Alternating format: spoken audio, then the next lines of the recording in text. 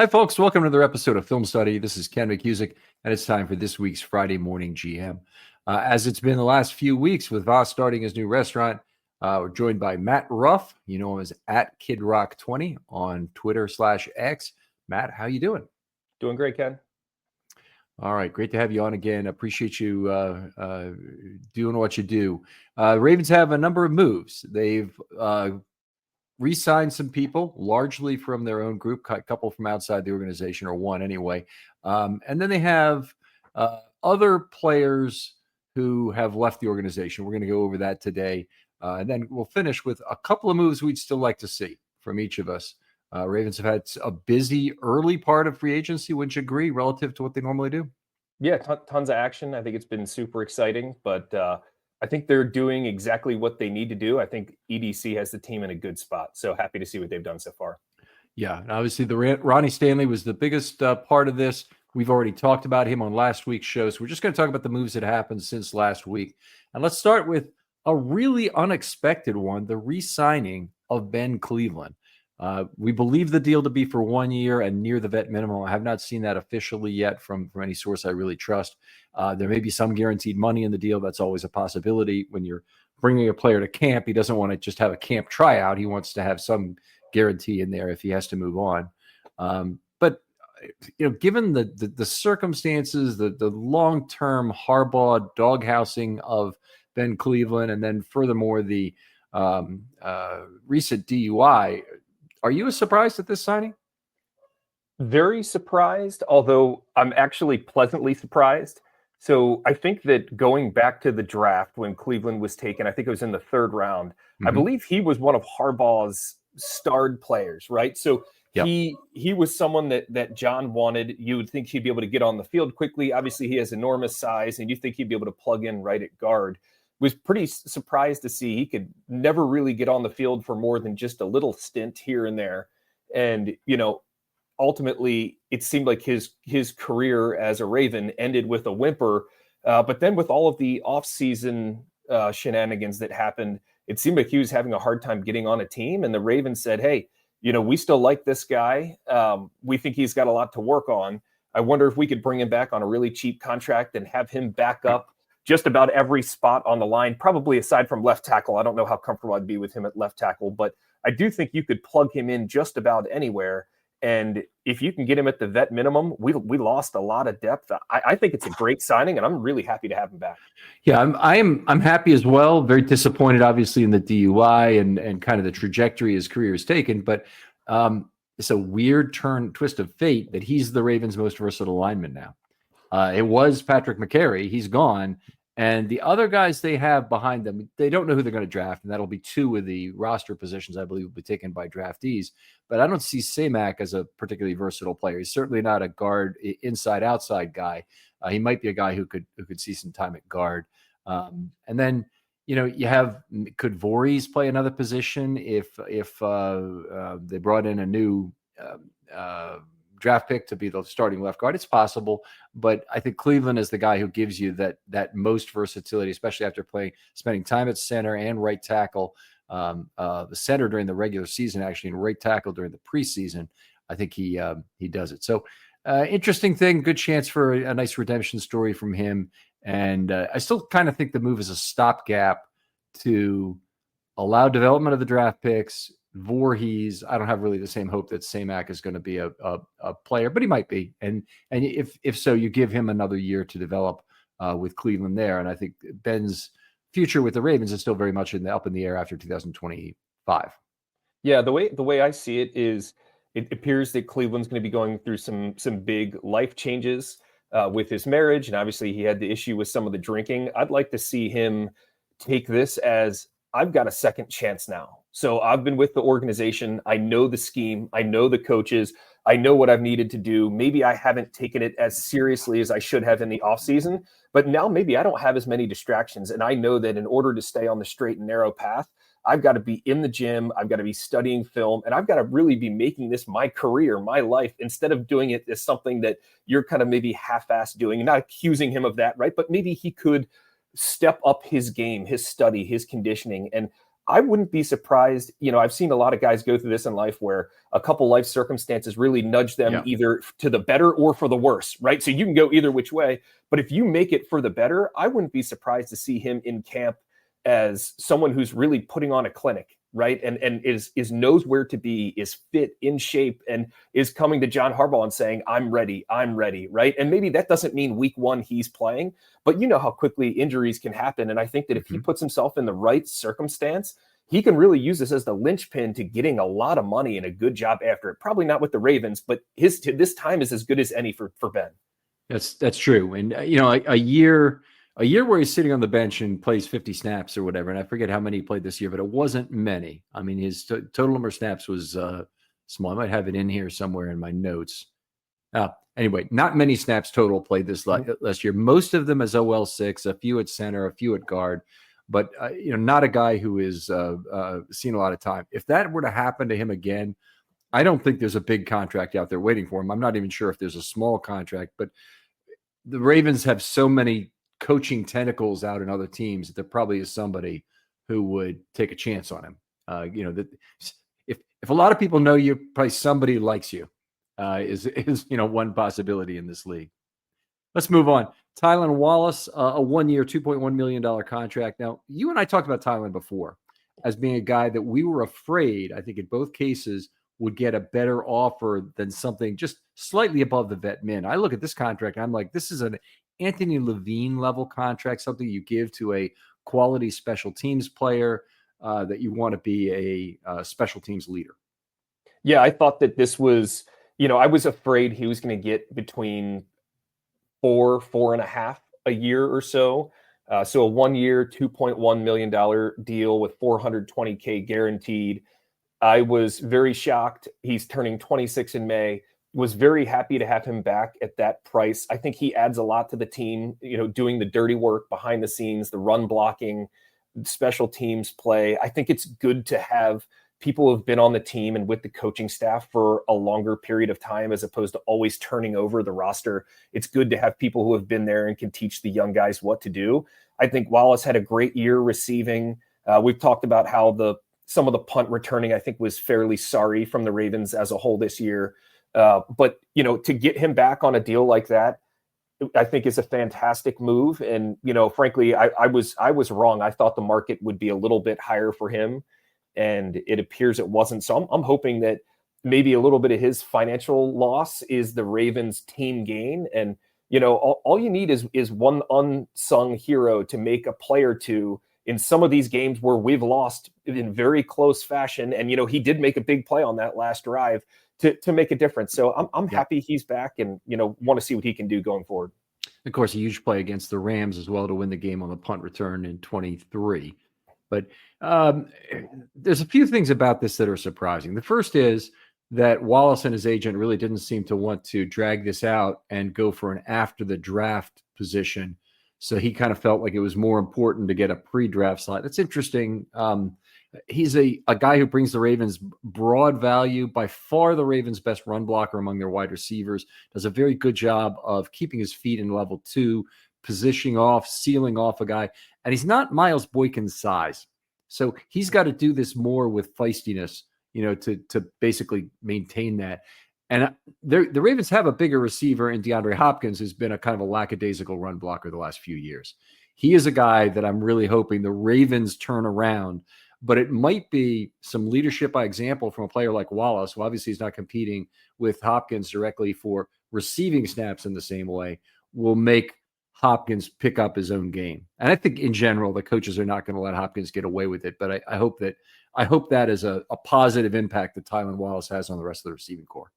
Yeah, I mean, Ken, I remember hearing a story, maybe it was at the beginning of this past year, where Tylan Wallace sat in his car waiting for all of the final cuts to be made, really, really hoping that he made the roster, and he made the roster, and he was so relieved. And part of me wonders, does he really just love this team and see a future if he can continue to be that special teams guy, the glue guy, where maybe he's on this team for another 3 or 4 years, maybe it's a series of 1-year deals, but as opposed to going to a terrible team and then being out of the league right away, maybe he sees this as a good ticket to keep moving forward.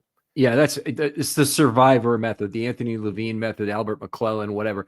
What was surprising about the contract that was signed is that they gave 100% of the qualified veteran money to Patrick Ricard to sign him. And I thought they would give a contract to each. In fact, I was of the impression that you had the same contract you could give twice, but you couldn't.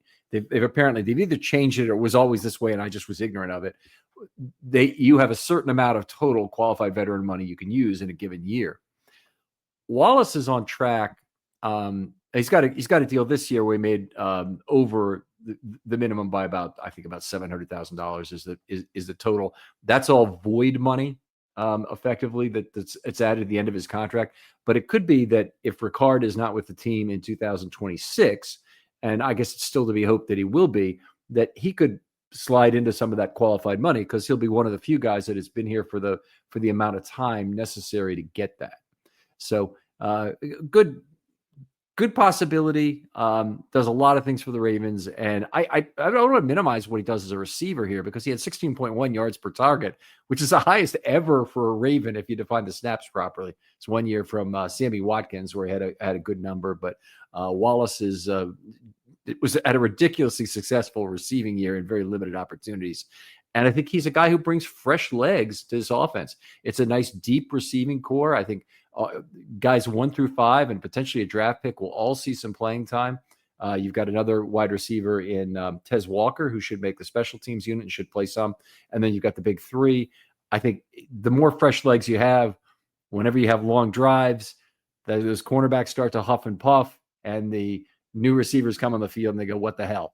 Kind of thing. It's, especially when they're coming in to block, right? They come in, you're a little tired, and then now they're coming to try to push you down the field, right? You don't want to see that coming at you. There you go. All right. So we're both real happy with the Wallace signing, sounds like. The third one is an interesting one, under the radar, I think, with a lot of Ravens fans, but Jake Hummel, a special teams ace, signed his UFA. He's an inside linebacker.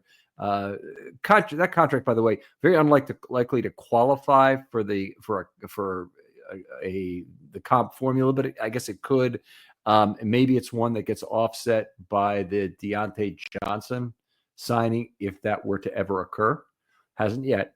So it looks like Deontay Johnson is headed for the bargain bin in terms of when people will pick him up. Oh, I think you're on sure. mute. Don't know much about Jake Hummel. I can hear you now. I'm sorry.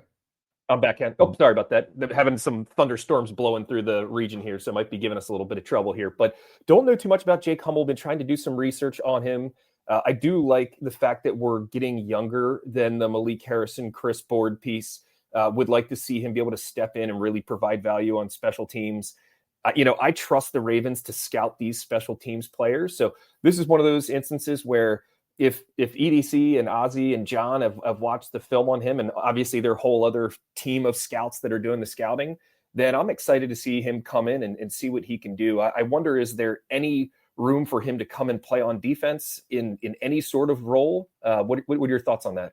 I mean, I think, first of all, I think that's the hard part about putting together a special teams unit. It's not like getting the guys who are on the street who can cover kicks, because there's a lot of those guys. There's guys who do it for their living effectively. But the hard part is finding the guys who can contribute on offense or defense. Hummel played 78 defensive snaps last year. 51 of those came in week 18 as the Rams were resting some players for the postseason. I think he immediately comes in and competes for the special teams leadership with Wallace and Kane. And the Ravens lost Harrison and Boyd. That's 800 special team snaps out the door. They have to find a way to replace those, and they have to replace them with guys who might be able to give you something else in a pinch. One of the big winner from the inside linebacker departures, I mean, obviously the Ravens will draft an inside linebacker, and they might even draft two, or they might have one they draft and one they UDFA. But the big winner, I think, is Christian Welch. He might have another chance in Baltimore to basically be a 4-unit special teams guy and also be a backup inside linebacker. Yeah, but I would agree with that, Ken. He seems to always find his way back. Again, he's one of those players that knows the system. John knows him, trusts him. So, some people might hear Christian Welch and say, well, I'm just not feeling that thrilled right now. I don't think you're always looking for the world's most thrilling, move. Sometimes you just need people who are going to be where they're supposed to be. And, Christian Welch is that guy. Do I want to see him starting at Mike for, a game against the Steelers? Not really, but I think he can provide value at the back end of the roster. Yeah. And that's all this is about. You're signing a couple of guys for $2.5 million total, who in Welch and Hummel, I'm saying, who are replacing two guys who make almost 10 million this year. It's a right player, right place situation. Harrison was a interesting player. He could give you backups at a couple of different positions. I'm actually very intrigued by the combination of Harrison and Queen being on the field at the same time for the Pittsburgh Steelers. Absolutely love it. That's a couple of guys who have a lot of trouble tackling, and that could be quite a great weakness. So nice to see that. All right, let's talk about Cooper Rush. So he finally came in, signed his contract, I think yesterday, maybe the day before. He'll be 32 in November. Now there's a guy who has been around the National Football League hiding in the shadows for a long time. But I think 2017 was his first year in the league. So he's in his 9th season. He's never played for anybody but the Cowboys, though the Cowboys at one point cut him and he went to the Giants briefly. Yeah, I think that from all of the various analysts that I've followed, I think people think that Cooper Rush is a very solid backup. I think that's all we need. We didn't break the bank on him. I think it was about $3.1 million a year for 2 years. He has been successful with the Cowboys. Not that, it's all on him. He's limited as a passer. His arm isn't that strong. He certainly fumbles the ball. And he's not going to go out there and win you a lot of games. I do feel like if Lamar went down for a period of 4 games, I do feel like he could get you to 2-2, which is about all you could ask for. Certainly not the best athlete, right? He's really the opposite of Lamar from an athletic perspective, but I'm okay with that because I've only seen one Lamar in my lifetime watching football. Now, I haven't been watching football, for as long as a lot of other people have, but I think actually trying to replace Lamar is a fool's errand. There is no other Lamar. Yeah. So, we need someone who can just duct tape the boat while Lamar's out for a few games, or, maybe he has COVID for a game or something to that effect. And I think Cooper Rush can do that. And he's proven to be able to win in his time on the Cowboys. So I'm happy with the move. And I think that they got him for a loan off contract, that it's not too intrusive. Yeah, I'm with you all the way. I thought the Josh Johnson alternative was not a particularly good one. Speaking to his athleticism, there's 2 numbers that really stick out. 2.96 RAS. 2.96. That's like me and you, Ken. Yeah, that's about right. I don't remember what his 40 was, but it wasn't impressive. It might have been slightly under 5 seconds, or it might have been slightly over. The second number that really sticks out, maybe there's 3 I'll go with, is 0.4 yards per attempt on 58 career rushes. Now, admittedly, some of those are effectively sacks for +1 or +2 yards where he got run down, but that's a terrible number. And so what it means is the Ravens will have to totally re-engineer the offense if he's in there. The read option is out of your lineup. You could do play action instead, but you can't do a read option. And then the third thing, one thing he does give you is pretty decent pocket awareness. Gets rid of the ball very quickly, has an internal clock that seems to work pretty well, and only a 4.05% sack rate in 2024. Arm strength you mentioned, that's if Jackson misses a playoff game, the Ravens are probably done for. If Jackson were to miss 2 to 4 games inside a season, you could still have hope. And I think we only need to look back to the 2022 finish for the Ravens and having Tyler Huntley in that game in Cincinnati as seeing how it will not work out against good teams, certainly more than once in a playoff scenario. Ken, where were you on Josh Johnson? I was really shocked they brought him back last year. Yeah. I love the guy, love the man. I think he really does have a lot of value from his time in the league. I think he was very wise, and I thought he brought a lot to the room. But I really just thought from a football perspective that he was past the ability to be in the league by a year or two, and I was surprised they brought him back last year. Very, very surprising. But you know what? You can play this a couple of different ways. You can get a guy who might be able to manage you through a game, and I think Josh Johnson might be that guy. Circumstances have to be right. You have to be playing a pretty bad team.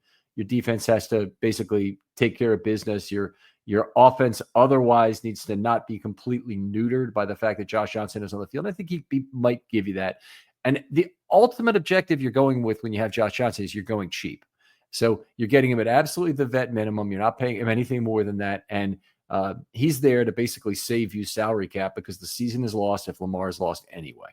So I think that you're approaching it from that angle. But after 21, 22, and 23, when Lamar didn't finish any of those seasons, 20, 21, 22, didn't finish any of those seasons. He just missed the end of the playoff game at Buffalo where Tyler Huntley came in. But then Tyler Huntley came in each of 21 and 22. 21, he actually managed to lose them a playoff that they had almost guaranteed at 8-3. They were with smoke and mirrors leading the entire AFC at that point. And then they lost 6 straight games. And then in 22, he got him to the playoffs. Huntley actually had a key win versus Atlanta, a managed win down the stretch, but then was unable to get it done in Cincinnati. Valiant effort, but he just was not good enough. And he really was a substantial reason why they lost that game. Yeah, I'm surprised they didn't go with a rookie draft pick here. Didn't like the Leary pick last year. I know you didn't like it either. I'm just not really. I haven't heard anyone explain what they saw that made that pick worth it, aside from having some of the coaches go through a bunch of players and look at him. I didn't think they were going to spend $3.1 million on a backup, but I agree with you, Ken. I think that this is a fairly solid signing. I think he could get us through just a little bit of an injury or sickness or something like that. So I'm happy he's on the team, and I think they did good scouting here. All right. Let's move on to some of the other stuff. There were no additional players lost to UFA this week, so they still stand at 5 gone. Arthur Mollett was cut before the start of the league year for $2.2 million in cap savings, completely expected. So and not a surprise by any way. The one move that a lot of people were poor clutching over was the Mark Andrews roster bonus, because he had $11 million in cap savings if they cut him. By paying the roster bonus, that goes down to $7 million. Effectively means that the Ravens are going to go for 2025 with Mark Andrews on the roster. I guess circumstances could change, and the offer in terms of draft compensation could be improved based on where they are. So they could still trade Mark Andrews, but I mean, I think in a lot of ways the ship has sailed. And I think also while he is if you look at the two players, nobody likes me talking about the possibility that Likely will be traded, but they have a bunch of stacked contracts and they might have to do it. The difference between trading Likely and Andrews is a much easier piece of asset to trade on draft day. And the reason is that he's going to linger into the value of him is probably somewhere around the 4th round, maybe a 3rd round under some circumstances. But basically, by then, other teams will know if they've missed out on their targeted tight end in the 1st, 2nd, or 3rd round. Isaiah Likely, much harder to trade because the only new information that will occur prior to draft night is prior to the time he might be traded, is who's drafted in about the top 35 to 45 picks. And there might be one tight end. There might be no tight ends drafted during that time. So it won't change a whole bunch of teams' impression of where they are in terms of their ability to get their tight end, their guy. And I'm unfortunate. Unfortunately, I don't really believe the Ravens are going to get the proper value for Likely either. If they did decide they had to trade him, which means they're stuck in a really bad situation where they can't draft a tight end themselves.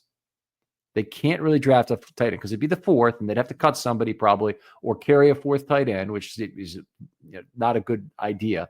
And then they have every single one of these contracts comes due a year from now.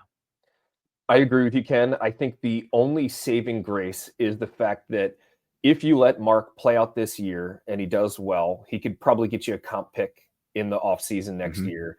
And then you have the ability to franchise tag Isaiah Likely so that he doesn't leave you. So I think that I wasn't really considering the Isaiah Likely franchise tag, but you had a really good episode on unwinding some of these stacked tight end contracts. I think that is the way to not have to have all of your tight ends leave in one season. Get a little value for Andrews in the sense of you get a lot of value with him playing this year. Then he gets a comp pick for you. Even if it's something like a 5th round comp pick, it's probably not going to be too high, maybe a 6th, but you at least don't have all of your tight ends leave at the same time. I think Charlie Kolar is a nice player. I don't think you can pay 3rd tight ends on the roster. I just think there's way too many needs, and we're already doing void years till kingdom come at this point. So, I think that likely franchise tag is probably what you're going to have to do and get a comp pick for Andrews at this point. Well, I like the notion of comp picks. Everybody knows I love comp picks, but the one thing about them is, opposed to trading a player, there's a 2-year delay on getting a comp pick. Mm-hmm. And so if you're going to trade, say, if the player you really want is available in, say, the 3rd round, and you're willing to trade a second from next year to get that guy, maybe early in the 3rd round, maybe mid-range in the 3rd round, then you've got to look very seriously at 2-year deferrals on draft picks and say, is this something we can do? Now, the Ravens have been good, and they always know that they need to keep a steady flow with this. They've always had good enough draft picks that they've had players who are generating comp picks for them. But it's a big difference between having a trade now, and occasionally, you draft so well that you get lots of comp picks. Then sometimes you have to draft so well, like they did in 2018, you have to unravel the draft anyway. You don't have enough money to pay everybody. Letting them go in comp picks will just result in wasted picks because you can only get 4. And so you have to trade players like Orlando Brown and Kenny Young and Hayden Hurst to unwind that draft before it all comes due. And I'm afraid that's where they are in terms of the 2022 draft right now. So we'll see. And we'll, it's not as severe as 2018. Don't get me wrong, but they have, with Linderbaum and Likely and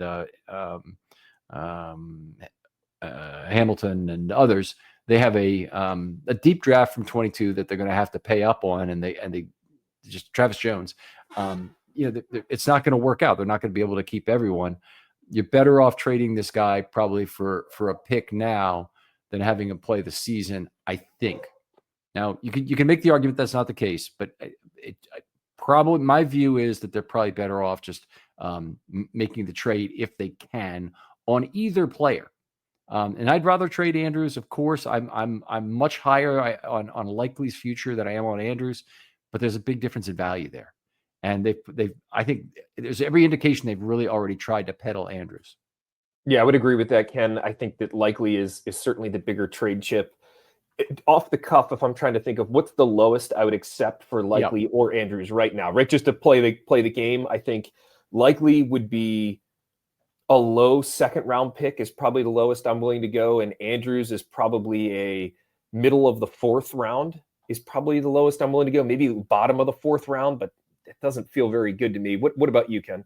Well, I would have definitely said bottom of the 4th round would have been okay if they could have gotten out of the whole $11 million. Now there's value on the table, and it's the Ravens are going to lose however you do it. They've already paid the roster bonus. I'd want to get actually higher, and yet that's probably unrealistic. But there is another team that's looking at that and saying, okay, well, not only we have to pay $7 million for Andrews, he's worth a slightly more draft compensation. So I'd want more. Would I do it for a high 4? I'm not sure. I'd try and maybe go to Lamar and say, hey, how about we get you extended? If we can do that, we can keep both these tight ends. If you can get Lamar involved in the decision like that, I think it's a good one. There was talk of that happening in terms of a visit being made to Lamar by EDC. So we'll see how that works out. In terms of Likely, mid to high 2nd is what I would want for Isaiah Likely. It's kind of about what they got for Orlando Brown. Seems about reasonable to me. You're talking a left tackle versus a tight end, and both impact the passing game. I could see it. I think that the next team that gets Isaiah Likely gets some value out of being able to franchise him and the leverage in terms of signing a contract. So if you've got 60, 70 million in cap space and you want Likely to be one of your cornerstone players, you don't have to sign him right away. You have the franchise tag to use as leverage in those discussions and allow the thing to play out. So I think he really has a lot of value to a team that has more cap space than the Ravens.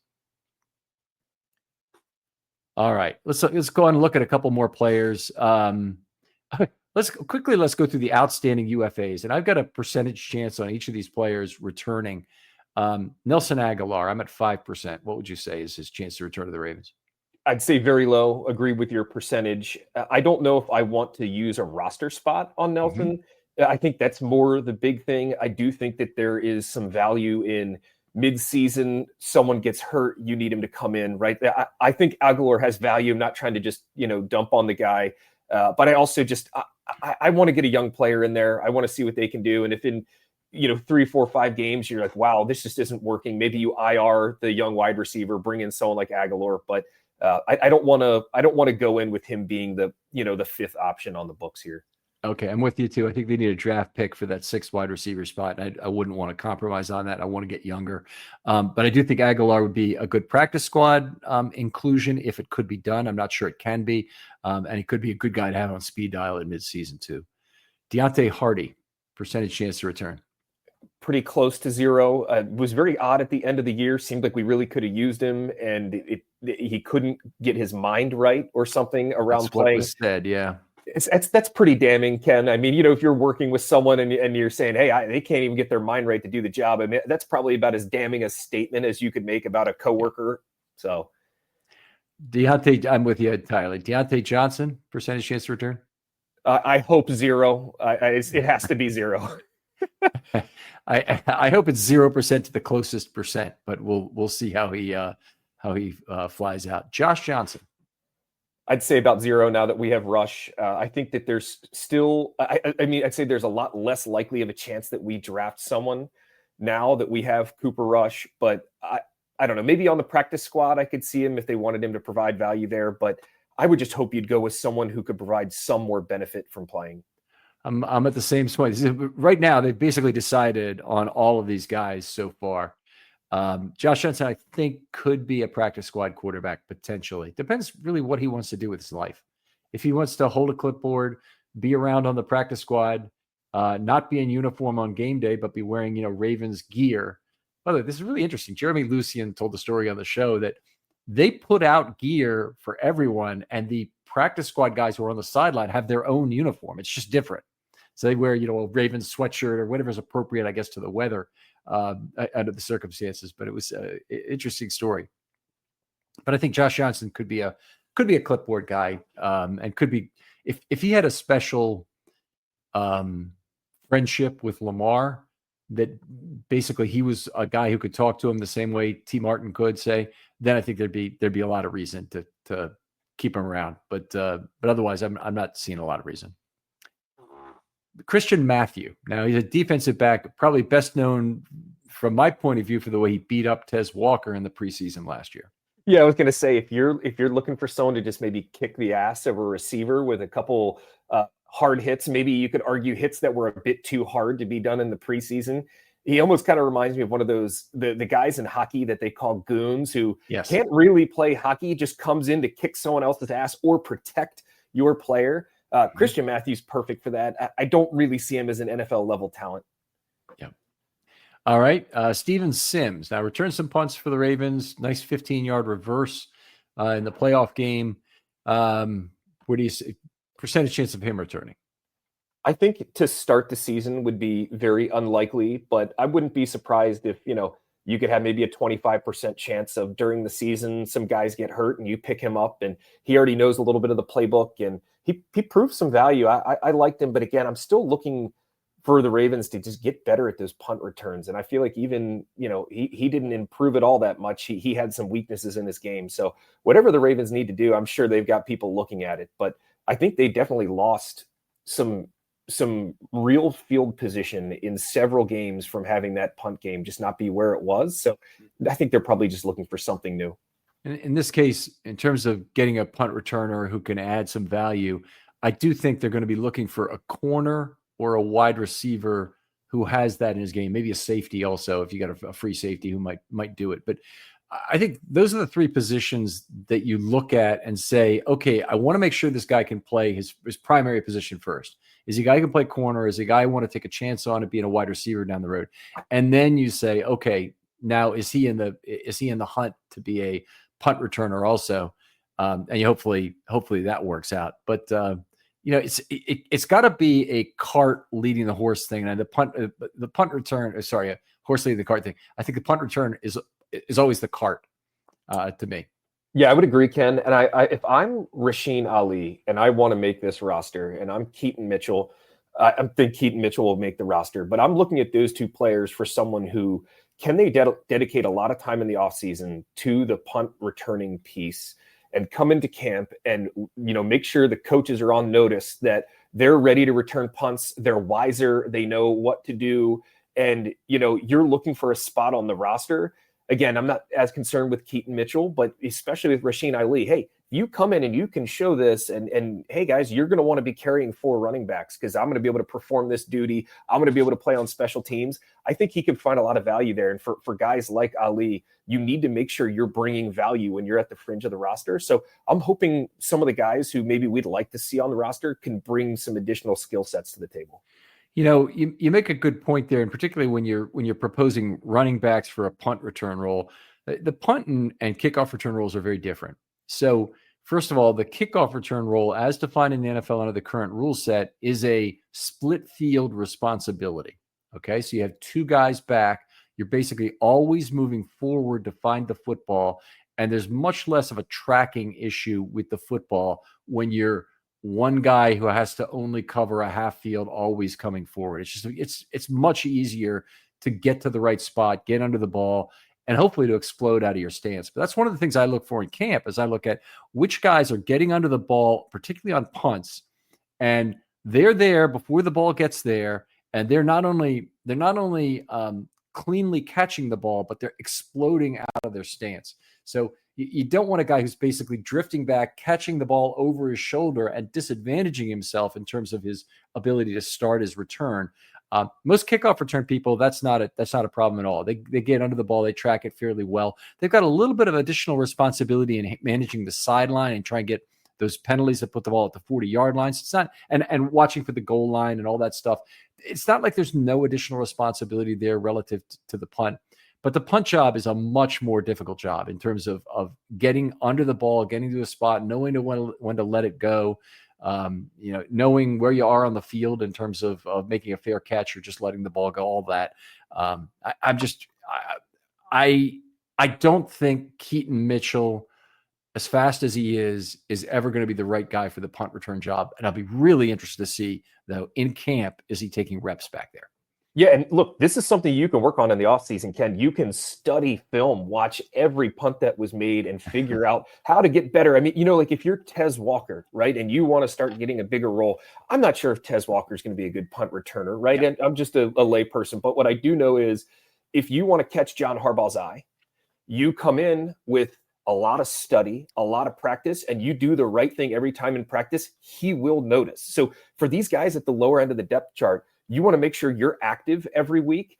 Come in with a new skill set, right? Even if you're the backup punt returner, maybe you're not the number 1 guy, but if the number 1 guy gets hurt, that they're not going to panic that we've got to put Ali back there. You're not going to make a bad decision, right? A punt return it's a 90% mental, right? Fielding the right punts, catching it in the right spot, making the right step when a gunner's coming right at you. Whereas that kick return is really more of like the Olympic measurables, getting out there and stuff. And like you said, there's not zero additional responsibility on the kick return, but the punt return is a spot where fumbles can happen easily, and you really have to have the mental part down. And I believe you can really study for it. So I'm hoping some of these guys have the off-season awareness to try to put the work in.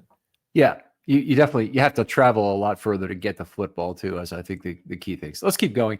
Brent Urban, I'm saying 70% to return. I don't think it's a sure thing. They could sign Calais Campbell. They could be squeezed out. He could be squeezed out by a draft pick possibly. So there are reasons why Urban might not make it. He's an extraordinarily valuable, fungible end of the roster piece, meaning you can have a handshake agreement with him and then bring him back. But I'm at 70% right now for Brent. I'm about 50-50 on Brent. I think that with an injury, he could certainly be back. And the likelihood that you have an injury on the defensive line is always pretty high, despite the fact that they had that incredible run 2 years ago of the lack of injuries on the defensive line. I like Urban. I think he eats up a lot of space on first down rundowns. But I think that this is the draft. It's pretty deep. This is probably the draft to get 2 young players and really fortify. So I would hope the number one option isn't Brent Urban, but it's more of a fallback plan if the draft doesn't fall as you hope it would, or if it falls like you hope it would, and wow, we get this corner, we have to take this corner right over a D tackle. It's good to have him. There's your backup plan, but I'm 50-50. I wouldn't be surprised to see him back mid-season or something to that effect. Okay. All right, Christian Welch. We talked about him a little bit earlier. I think he's got about a 60% chance. I think Welch loses his job if the Ravens go double dip at the inside linebacker spot during this draft. And with 11 picks, pretty good chance. And even if they don't double dip, they still could get a UDFA they like. And one of the sad facts of Christian Welch career position in his career right now is that he's got to be better than a rookie. He's got to be a lot better than a rookie who has 4 cheap years. And Welch, we haven't seen any indication that would necessarily be true. Certainly an inside linebacker, but even on special teams, it hasn't been a consistently active on game day because they needed him on special teams. So I'm at 60%. I think he did win from Board and Harrison going, but I don't think it's a sure thing. Yeah, I think he'll be in the league this year. I think he'll have maybe one of the handful of practice squad call-ups that you can have. I'm not sure if he makes a starting roster, the 53 coming out of camp, but I think he'll be back in the league in some way, shape, or form. Whether or not that's with the Ravens, I think when you're at his position in the league, you've got to take whatever team you can jump on with, and whatever game, these game checks are pretty material to someone in his position. You've got to collect as many game checks as you can. But would I be surprised if he's on Seattle's roster and he gets called up 3 times, then cut from the practice squad, then finds his way on New England's roster, then cut, then finds his way on our roster? I wouldn't be surprised if he bounces around like that. So I think high likelihood he's in the league with the Ravens. I'm about 50-50 on him. Okay. All right. Fair enough. And the last one is a really intriguing one, Tre'Davious White. I have him at about 50%. I think, though, that with each day he goes unsigned, it's a pretty clear indication that there isn't a contract out there, that nobody was watching the Ravens film last year and said, you know what, Tre'Davious White still has something left in the tank. I think it was all about injuries with the Rams. Let's sign him for 2 years, $10 million. I think it could be a sneaky value signing. Nobody's jumping to do that. Yeah, I would agree, Ken. I think when the only saving grace is that when you look at the roster, if you're Tre'Davious White, you've got Humphrey, you've got Wiggins, you've got TJ Tampa, and then you have Armour Davis. And then there's a bunch of other, smaller guys that come in and out, but those are the big 4. And frankly, I don't really think I'm comfortable putting Armour Davis in any big 4, at least not calling it big 4. It's probably an insult to the term big 4. But I think that he could bring a lot of value to this team. I would be happy to see him back. I do think they need to get younger, and I do think they need to spend one of those premium picks on a corner. I think there will be other veterans sitting out there that they could scoop up, and I think a lot of it is the price point. They're not going to want to spend a lot of money here. So, does someone want to give Tre'Davious White more money? Has he made enough money off that big deal he had in Buffalo where he thinks, I think I can win here in Baltimore? I think that's probably his factor. So I think it might be 30 to 40% that he returns to the Ravens, and would certainly be happy to see him back, but on a very affordable deal. I think something fairly close to the vet minimum, maybe $1.5 million to $1.75 for the year, but I'm not all that wild on giving him all that much money. If it was vet minimum with up to 3.5 with incentives, would you be okay? Yeah, I would be. Okay. I think that's more likely what he ends up with, because he didn't play all that many snaps last year. So a lot of the playing time incentives he could more easily pick up, and they'd be NLTBE, which means the Ravens can push him off into 26. So that's a good thing. Right. Will he be far enough from the injury that he starts to get some of his athleticism back? Maybe. I don't know if corners in their very, very late 20s coming off of serious leg injuries, I don't know if there is athleticism to gain, right? If you're 23 and you do that, I think you can, but you get to the point where your body starts getting old and creaky, and as a cornerback, late 20s is that time. So, yeah, I'm with you. Ardarius Washington, not a UFA, he's an RFA. The Ravens gave him the original round tender since Ardarius was an undrafted free agent. It means they will get no compensation for him if he is signed by another team. However, they do have the right to match any offer. which is really nice. So maybe there's another team out there that will pay Ardarius some significant money, and maybe he re-signs with the Ravens for either $3.41 million or finds somebody else who offers him 3 years, $12 million. And the Ravens say, "Great, that's all we needed to do is have somebody set the market for us. Here's your contract." But it's a little bit like the Lamar Jackson situation, obviously at a much different level. But other teams did not want to set the market on Lamar Jackson by making him an offer. They would have had to give up a draft pick as well, but they also were basically putting the Ravens in a position to sign Jackson, potentially even at a discount, by getting an offer on the table. Yeah, very similar to the Lamar deal, and also very dissimilar, right? Depending on the way you're looking at it. The Lamar contract saga that offseason was super interesting because I still go back and wonder, could a team have offered Lamar $250 million guaranteed and $280 all in? Could they have just done more, push the Ravens more than they would have been willing to do? And I think a lot of times you're like, oh, well, you got to give up the 2 first-round draft picks and all the guaranteed money. It was just one, actually. It was just one. It was just one. Yeah. And so, again, but some people were saying we can't do that. You and I talk about it, all the time, that Lamar provides surplus value to his contract, like serious surplus value. Where I think you could argue very simply that Lamar is very underpaid for what he does. I wonder how many teams are kicking themselves that they didn't try to go bold and say, hey, Lamar, $300 million guaranteed, $380 all in. Maybe it's a big waste of money, but you still got teams throwing $35 million at Sam Darnold or Kirk Cousins. And, is that really a better plan than what you could have given Lamar? But I'm going on a tangent. Of course, I think Ardarius, I like what they did with him. The $3.41 million is much more palatable than the $5.3. I like Ardarius. I want him on the team. He made some really big plays at the end of the year last year, but I'm just not sold on his ability to stay healthy. So I think what they did is probably a good medium. And if someone comes in and says, hey, Ardarius, 3 years, $15.5 million, I think the Ravens pass and try to find another safety. They might. Even 3 years, $15.5 million, like you mentioned, it is going to be cheaper for the Ravens because that'll somehow be, it probably will not be a front-loaded contract. It might be because teams that have money to spend right now can put a poison pill for the Ravens right in that contract and basically have a bunch of front-loaded money in there. But if they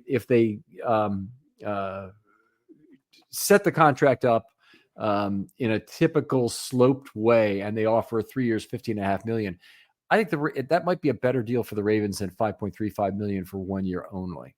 Because Ardarius is still a youngish player.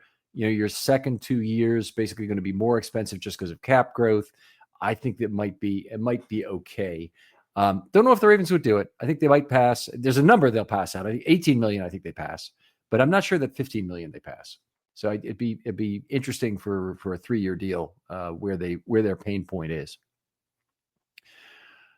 All right. Let's get into the last part, which we'd planned for today, which was to come up with 2 moves each of us would like to see happen, specifically with the Ravens where they are roster-wise. And I think we pretty much agree that in terms of for the draft, the Ravens have set themselves up in a pretty good position. One of the things being that by signing Ronnie Stanley, they eliminated one of their really obvious big needs, and now it looks like they have a lot of medium needs. They could get a corner, they could get an edge, they could get an inside linebacker maybe to fill the thing. They certainly need a safety. They've got another offensive lineman at guard would be a good depth signing, or maybe even a guy could start in 2025. But maybe you go first. Tell us what's one move you would like to see the Ravens make the rest of this offseason. Yeah, okay. So, Ken, completely agree with what you just said. I think that the Ravens have really set themselves up well. And I think that leaves them the ability to draft truly whatever talent they think falls to them. But as it comes to 2 moves that I'd like to see, the first one is they've got to figure out what to do with the tight end position. There is a lot of resource sunk into that position. They play at a very high level. They've got all 3 contracts up after this year.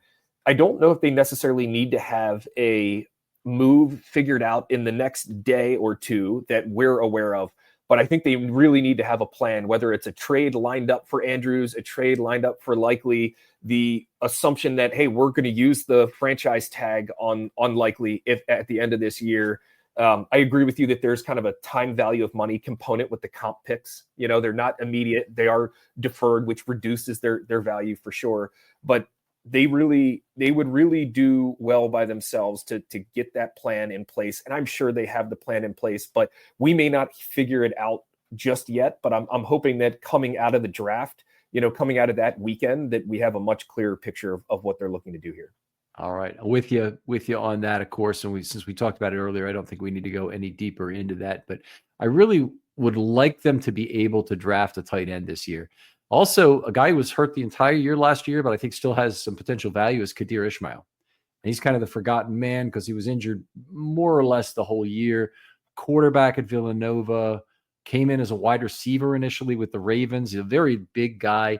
Then he started beating the crap out of David Ajabo and some of the other the edge players during camp practice. Really got noticed, I think, and just there seemed to be an ongoing rivalry between him and the edge players.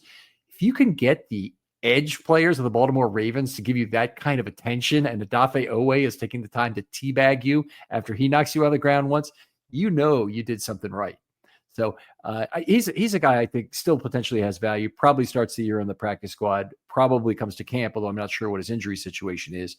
And I think the Ravens would do well to have the ability to bring in a draft pick or even a UDFA, but they've been poached recently, most recently with Travis Vokalek getting taken. If you go back a little further, they couldn't find a way to keep Waller around. Great athlete, but a guy who they just didn't have enough tight end slots for him. And it probably also had some concerns about him and his behavior and whatnot. But an additional spot at tight end would really help the Ravens.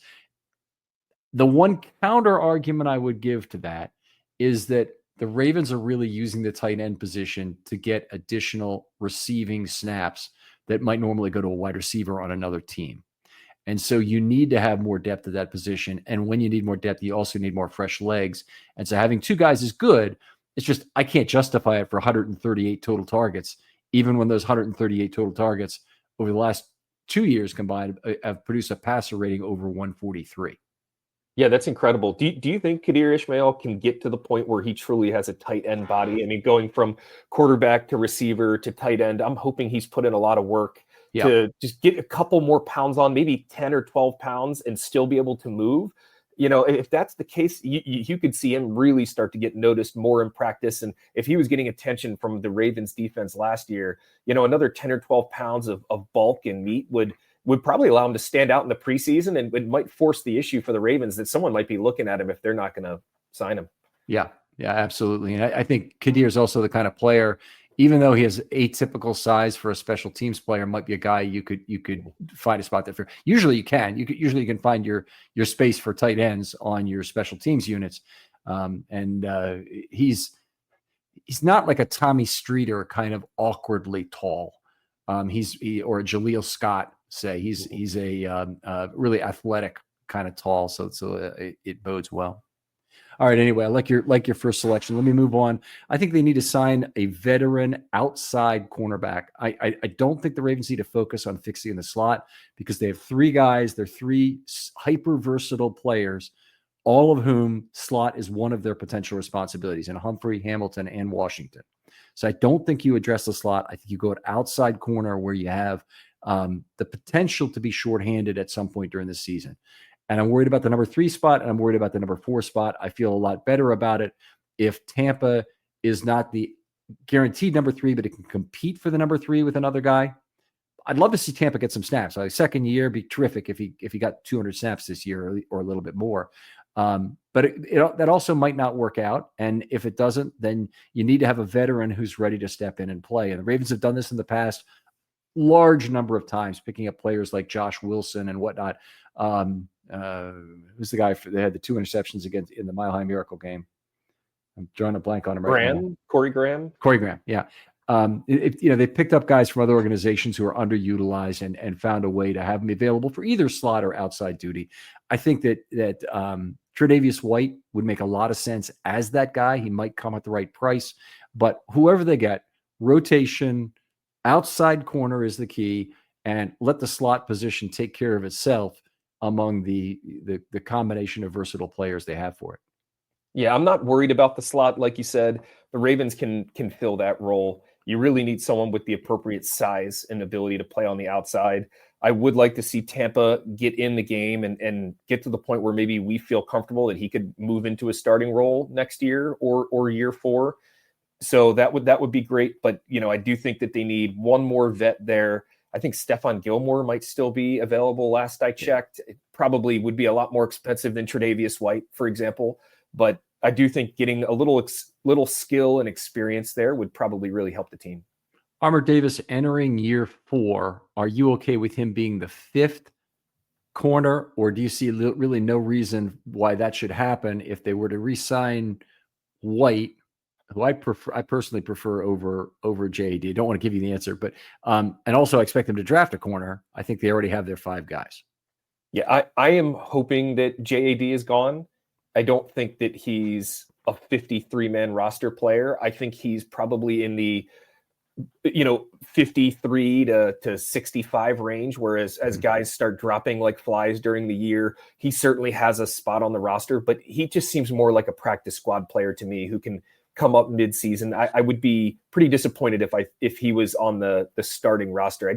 I don't like the injury risk. He seems like he's always got a different injury, and I think that we need to get younger. And if you can find a good veteran to come in on an affordable deal, great.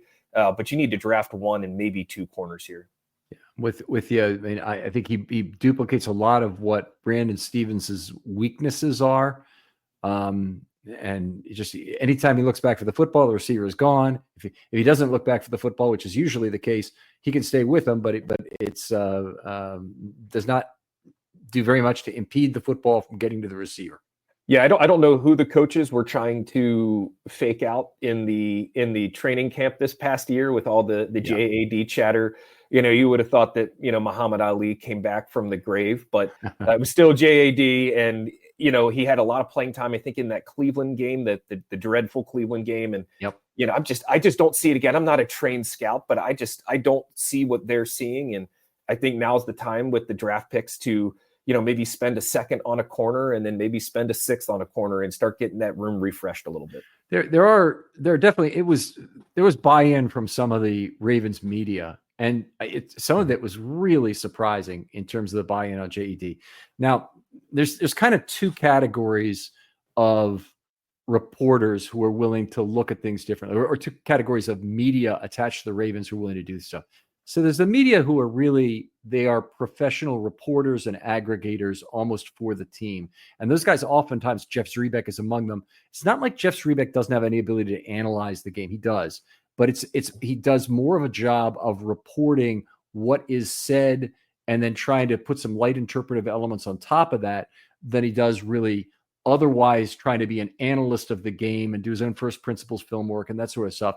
That's not his game. But the position that puts him in is that the Ravens have a special relationship with him. And if Harbaugh, for example, doesn't get answered a question he expects to have answered, or he expects to get asked, then he'll pull Jeff Zrebiec aside and tell him about it. Like unsolicited.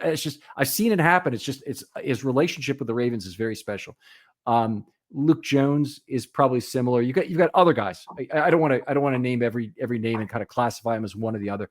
And then you've got some guys who are analysts, and some of them have a background in playing the game, or they've had a long time as an analyst, or they've worked in the case of Vinny Serrato, he's worked in a front office before, and they bought in to the talk on JAD, and they watched it. And I mean, I'm watching the same thing. I can't believe the conclusion being made that JAD is really playing at a super high level in camp. I still see a guy who cannot find the football. And it's so basic to what you're doing. Then if Tre'Davious White come in for 1 game with the Ravens, that Steelers game, finds the ball in the end zone twice, all of a sudden you go, wait a minute, is a cornerback allowed to do that? Are they allowed to, anticipate where the ball's going, get up there to the catch point and knock it away? It's very surprising. Anyway, I think a lot of the Ravens local coverage community kind of got drawn in to the JAD BS this last camp in a way that I was not particularly happy with. Yeah, I had heard a lot of people reporting positive things and was listening to your training camp updates, and I was like, wow, this is kind of polar opposite in some regards. And I would think back to, well, I've seen JAD play, and I was like, I'm going to trust Ken on this one. I was like, we've seen the output here. All right, so we're down to, let's see, you got one more to do, right? Yes. So kind of interesting, Ken, as we go through this, the offense could be bringing back every single starter minus McCary, right? So there's just so much from an offensive standpoint that the continuity, like there's so much continuity there that I think they're in a really good spot. That offense really knows how to score, and we've seen it that they're really good. Maybe just make a mistake less or two when it counts, but other than that, they're good. My next suggestion is on the defensive side, and I think that they really need to get the edge rusher position filled a little bit more, whether that's getting a vet that is cheap after the draft, that doesn't cost a comp pick, that rolls into the Jadeveon Clowney, Pernell McPhee, Justin Houston, Kyle Van Noy. There's probably some I'm forgetting, but they really seem to be able to plug in these veteran edge rushers. Along with the Travis Jones, Matabike, what was formerly Michael Pierce, that interior push, those guys really do well on the outside. So I think that if they don't fill the spot with a draft pick, I do think that getting one of those edge rushers for an affordable price would be really welcome. I think someone like Zadarius Smith is out there. I don't know if he's burned the bridge completely with the contract snafu, but I think that there's definitely guys out there where you can find value, and would like to see the room built out a little bit more. I'm kind of anticipating David Ajabo getting cut. I'm not trying to be too negative on a player, but I think maybe that injury just sapped a lot of his explosion, and was hoping to see just some sign of it. And I haven't seen it. So, I think that he may be more of a likely cut than some people realize. And, you bring in someone who's savvy like Zadarius, I think if Kyle Van Noy can get 10 plus sacks, I don't see why Zadarius couldn't put up 5 to 10 sacks either, depending on playing time. Yeah, I mean, they've done very, very well with that bargain group. They have incredible patience waiting for the players to become available. Kyle Van Noy, it was about money when they didn't sign him during the offseason. He didn't join the Ravens in 2023 till what, about week 5 or 6, because he thought he was worth more. He was trying to hold out, and the Ravens finally signed him for vet minimum plus maybe some incentives, or maybe it was even just a vet minimum in that year. But they have a remarkable connection to the market and what people want to pay, where the other teams that they're competing with in terms of that. And a lot of the teams they are competing with, they're the savvy teams that are dealing with limited cap space. Maybe a Buffalo, Kansas City, some of the other teams that are they know, they could use an additional edge rusher, but they also need to be real careful with the cap dollars they spend. So they're not looking to sign somebody for, $8 million a year or something. They need to get somebody cheaper than that. But the Ravens have consistently found value there. And I think the stuff that I hear about not being able to win in the playoffs without having guys who are automatic one-on-one. Well, first of all, there are no automatic one-on-one winners, but win a real high percentage of the time on the edge. I think it's really misguided. I think, you look at teams that have good edges. Sure, they've done well, but you look at teams that have some pretty okay edges, and they've done well as well. You've got to figure out where you're not going to be great and where you're not going to spend money. It's the hardest thing a GM has to do. Not where he's going to spend the money, where he's not going to spend the money. And the Ravens have found value on the margin with those edge rushers. So I'm with you entirely in terms of wanting to have that be a source. I also think they need to draft one. And I think they need to draft a guy who has high upside. Yeah, I think that if I'm an edge rusher and I'm looking at how much longer do I have in the league, if I'm looking to put up a good year, coming to Baltimore is a place to come. And I think that on the flip side, I think that some of the edge rushers in Baltimore are a little overrated from a pure stats perspective, right?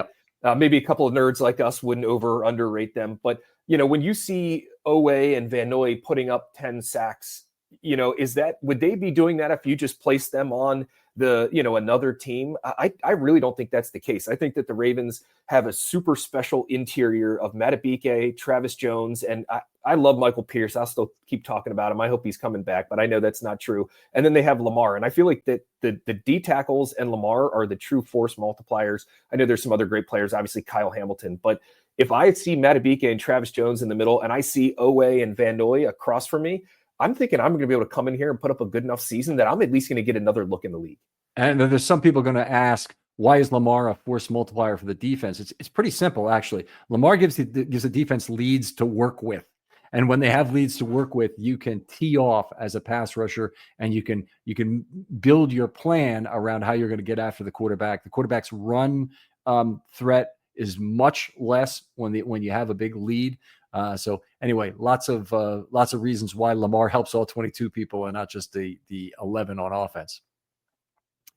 I'll go with the fourth thing I would like to see, or the second of my two, is the Ravens to sign a veteran safety with at least split field ability and supplement that with a draft pick as well. I think they need both, not just one.